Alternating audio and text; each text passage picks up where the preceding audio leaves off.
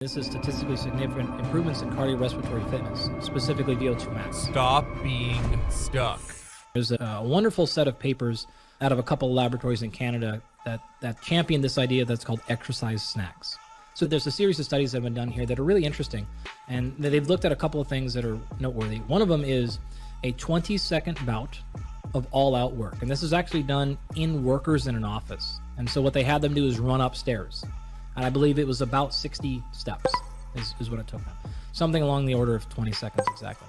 And they repeated that about once every 4 hours. So really, it's just, you go to work, you get, put your coffee in your bag down or whatever, you run up a flight of stairs, 20 seconds later, then you go right back to work at lunch, and then before you go home, you sort of repeat it there. And if you repeat that, that's multiple times a week you're going to do that. I think in one of the interventions, it was 3 times a week for 6 weeks. 18 total times you did that. And what you'll see is a noticeable improvement, and this is statistically significant improvements in cardiorespiratory fitness, specifically VO2 max, as well as a number of cognitive benefits, work productivity, etc. That can happen in as little as 20 seconds. You don't have to go to the gym, you don't have to shower, you don't have to do anything like that. Just find the stairs, run up and down them a few times. Now, you may have noticed, you actually sort of caught me yesterday. I did that right here, right? We had a little bit of a break. I was feeling an energy lull.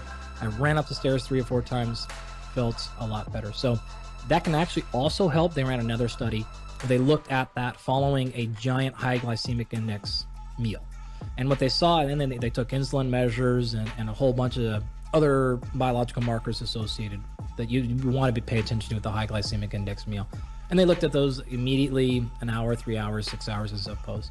And it was very clear that same intervention was able to improve postprandial glucose control, insulin, and a whole bunch of other factors in addition to that. So if you are the sort of type who's like, wow, I'm in an office all day, maybe also had a giant high glycemic index meal, not the best approach, but a little bit of mitigation there can just be running up a flight of stairs or doing something like that for as little as 20 seconds. So there's a lot of magic and power in maximal exertion.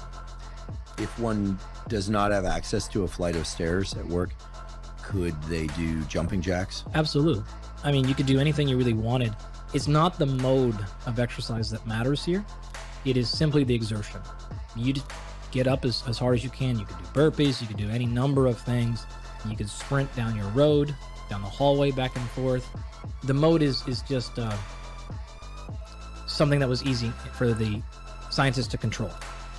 X number of steps, people could do it. You're not going to fall, hurt yourself, things like that. Just to remind me, it's once every 4 hours, 1 minute of all 20 out. seconds. 20 seconds, excuse me. Yeah. 20 seconds of essentially all out exertion. Yep.